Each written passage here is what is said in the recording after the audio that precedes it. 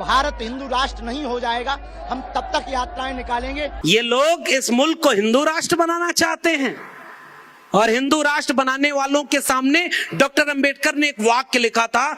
इस वाक्य के बाद मैं अपनी ओबीसी वाली बात कह रहा हूं। पाकिस्तान और द पार्टीशन ऑफ इंडिया किताब में डॉक्टर अंबेडकर ने साफ लिखा है, अगर हिंदू राष्ट्र हकीकत बनता है तो वो इस मुल्क के लिए सबसे बड़ा अभिशाप होगा। हिंदू कुछ भी कह लें, हिंदू धर्म स्वतंत्रता, समानता व बंधुता विरोधी है। ये लोकतंत्र से मेल नहीं खाता है, इसलिए किसी भी कीमत पर इस मुल्क को हिंदू राष्ट्र बनने से रोका जाना चाहिए। ये डॉक्टर अंबेडकर साफ तौर पर लिखते हैं। अब मेरा एक सवाल, इतनी साफ बात डॉक्टर अंबेडकर ने किसी और के लिए लिखी है क्या? मैं आपसे पूछ रहा हूं, आप बताइए, किसी के लिए डॉक्टर अंबेडकर ने यह लिखा है क्या कि यह लोकतंत्र विरोधी है, ये मानवता विरोधी है, इसे किसी भी कीमत पर रोका जाना चाहिए? ये चेतावनी डॉक्टर अंबेडकर ने किसी और चीज के लिए दी हो तो बताइए। इसका मतलब डॉक्टर अंबेडकर को पता था कि इस मुल्क में कुछ दिन बाद ऐसे लोगों का भी सत्ता आएगी जो भारत के संविधान को तार तार करते हुए इस मुल्क को एक धर्म का राष्ट्र बनाने की कोशिश करेंगे। इसलिए मैं उन्हें अपना नायक मानता हूं कि हमारे नायक को पहले से पता था कि इस मुल्क के ऊपर सबसे बड़ा खतरा क्या है, और इसलिए वो लोग इंसान को इंसान से लड़ा रहे हैं। आओ हमारा दर्शन देखो। समाजवादी आंदोलन और त्रिवेणी संघर्षक संघ का नारा क्या था? 100 से कम न 1000 से ज्यादा, समाजवाद का यही तकाजा। इसका मतलब क्या है कि किसी के पास बहुत ज्यादा ना हो और किसी के पास बहुत कम ना हो। ऑक्सफैम की रिपोर्ट आई है 2022 में कि इस मुल्क में 1% लोग 40.5% संपत्ति पर गुजारा कर रहे हैं। समझ रहे हैं ना आप लोग? पढ़ा होगा ना आपने? यानी अगर 100 लोग इस देश में रहते हैं और 100 रुपया इस देश में है तो एक आदमी के पास 40 रुपया है। और वही ऑक्सफैम की रिपोर्ट कह रही है कि इस मुल्क के 50% लोग 3% पर गुजारा कर रहे हैं, यानी 50 लोग केवल 3 रुपए में गुजारा कर रहे हैं। और इस 50 को अगर एक्सटेंड कर दीजिए तो 90 लोग 10 रुपए में गुजारा कर रहे हैं और 10 लोग 90 रुपए का कब्जा किए हुए बैठे हैं। इसलिए हम ये बहुजन की जब बात करते हैं तो उन मुल्क के 90% लोगों की बात करते हैं जिनका 90% पैसा और संपत्ति 10% लोग कब्जा किए हुए हैं। और ये बात जान जाए ये मुल्क। इसलिए आज की डेट में इस देश की सबसे बड़ी अगर कोई जरूरत है तो वो है जाति जनगणना। अगर जाति जनगणना नहीं होगी तो ये पता ही नहीं चलेगा कि ये कब्जा करने वाले 1% लोग कौन है।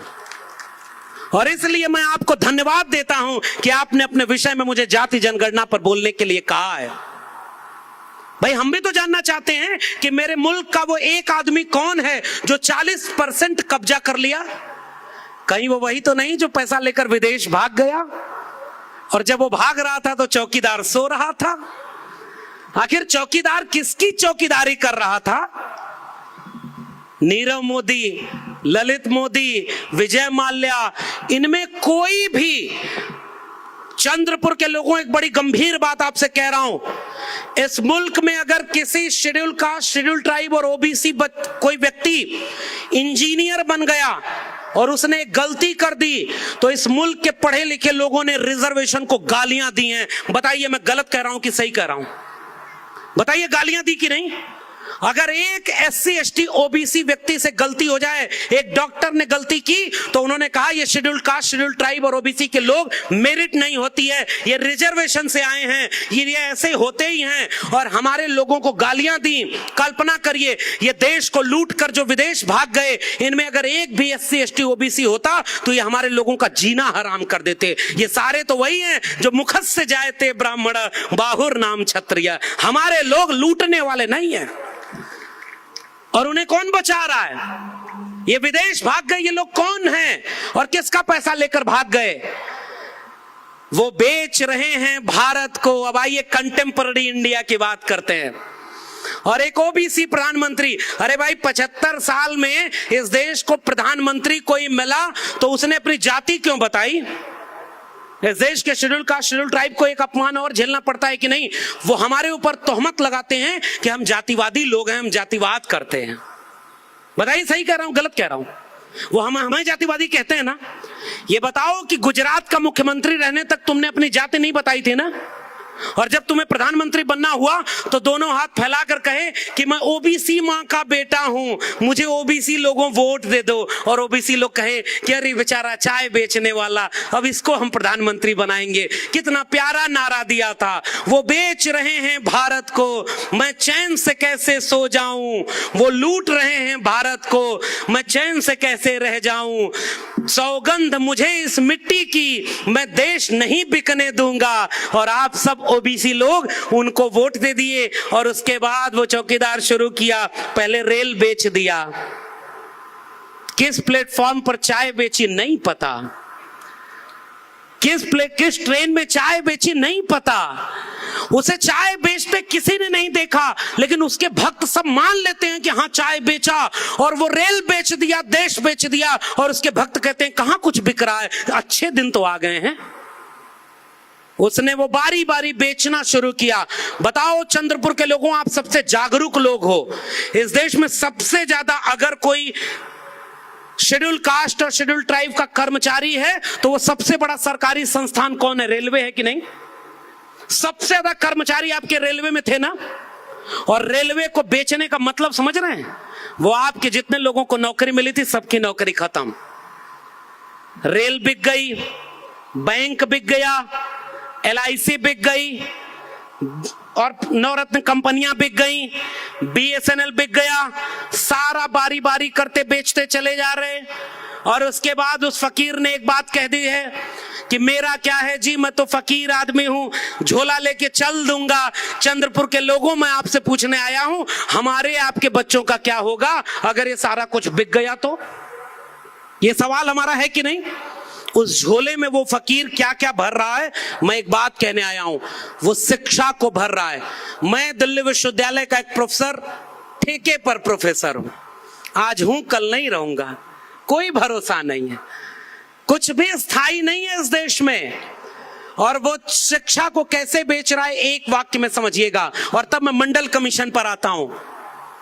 इस देश में जब महात्मा फूले और जो सावित्रीबाई फूले ने स्कूल खोला तो ब्राह्मणों ने इसी महाराष्ट्र सतारा पुणे भिड़ेवाला में बड़े बड़े पोस्टर लगाए थे कि ये धर्म का अपमान कर रहा है, ये शूद्र बच्चों को पढ़ाएगा और महिलाओं को पढ़ाएगा।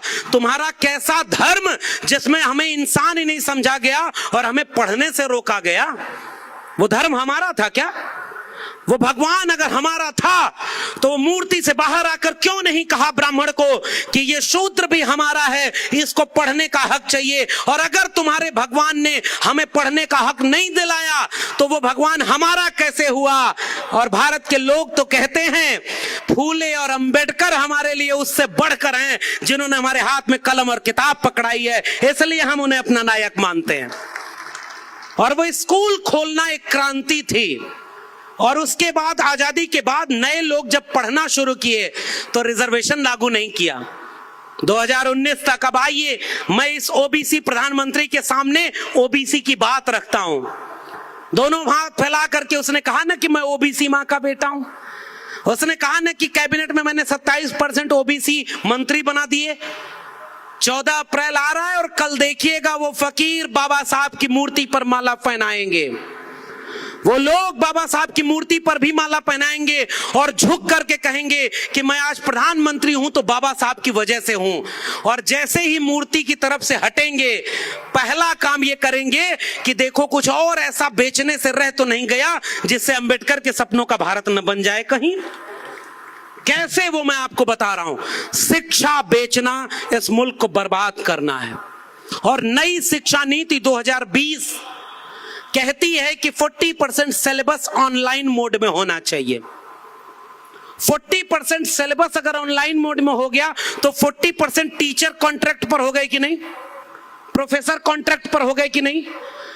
दूसरी पॉलिसी नई शिक्षा नीति 2020 कहती है कि इस देश में 45,000 केंद्रीय सरकार के डिग्री कॉलेज हैं।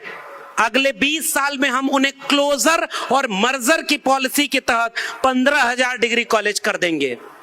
यानी नए डिग्री कॉलेज और स्कूल खोलने की बजाय वो जो खुले हुए स्कूल हैं, अगर स्कूल और डिग्री कॉलेज में मिनिमम क्राइटेरिया 3000 एंड 5000 स्टूडेंट की क्राइटेरिया फुलफिल नहीं होगी तो एक स्कूल को दूसरे स्कूल में मर्ज कर दिया जाएगा, एक स्कूल को दूसरे स्कूल में क्लोज करके सबमिट कर दिया जाएगा। तो आपके बच्चों की शिक्षा के लिए नए स्कूल और विश्वविद्यालय चाहिए थे, वो शौचालय और देवालय बनवा रहे हैं। ये बताइए किसके सपनों का भारत बना रहे हैं? और इसलिए अब ओबीसी समाज की चिंता, अगर ओबीसी इस देश के प्रधानमंत्री खुद को कहते हैं कि मैं ओबीसी मां का बेटा हूं, तो एक बात बताओ ओबीसी प्रधानमंत्री, आज तक 9 साल में एक बार भी आपने ओबीसी के सबसे बड़े नायक बीपी मंडल को कभी याद क्यों नहीं किया? और बीपी मंडल को याद करने का मतलब अब मैं आपको समझा रहा हूं। 1980-77 में जब जनता पार्टी की सरकार बनी तो मंडल कमीशन गठित हुआ, 80 में रिपोर्ट सबमिट हुई और मंडल कमीशन की रिपोर्ट 90 में जाकर लागू हुई। और वो लोग कितने शानदार लोग थे जिन्होंने 1950 में आजाद हुए भारत को, भारत कैसा बनेगा इसका खाका खींचा डॉक्टर अंबेडकर ने, और भारत रत्न मिला 40 साल बाद 1990 में। और 14 अप्रैल को छुट्टी की घोषणा कब होती है? 1990 में। 40 साल तो लग गया इस देश को ये बात कबूल करने में कि बाबा साहब डॉक्टर अंबेडकर भारत रत्न हैं। अरे भाई, तुम्हारे भारत रत्न का कद बढ़ गया वो अगर बाबा साहब को मिला, क्योंकि वो भारत रत्न नहीं विश्व रत्न थे, क्योंकि वो इंसानियत का पाठ पढ़ा रहे थे। और उस 1990 में दूसरा सबसे महत्वपूर्ण काम क्या हुआ था? मंडल कमीशन की 2 सिफारिशें लागू करना। और मंडल कमीशन की सिफारिश में पहली सिफारिश थी एजुकेशन, जो गवर्नमेंट एजुकेशन है उसमें 27% रिजर्वेशन और गवर्नमेंट नौकरी में रिजर्वेशन। अब एक बात बताओ, इस देश के प्रधानमंत्री से ही मैं बात कर रहा हूं, छोटे मोटे लोगों को बीच में लाता ही नहीं, सीधे मेरा बात प्रधानमंत्री से। प्रधानमंत्री महोदय, एक बात बताओ, 9 साल से आप प्रधानमंत्री हो, आपने सच सच बताओ मंडल कमीशन की रिपोर्ट पढ़ी है कि नहीं पढ़ी है? मैं मानता हूं कि आपने इंटायर पॉलिटिकल साइंस में डिग्री ली है, और मैं ये भी कह रहा हूं कि प्रधानमंत्री की डिग्री फेक नहीं है।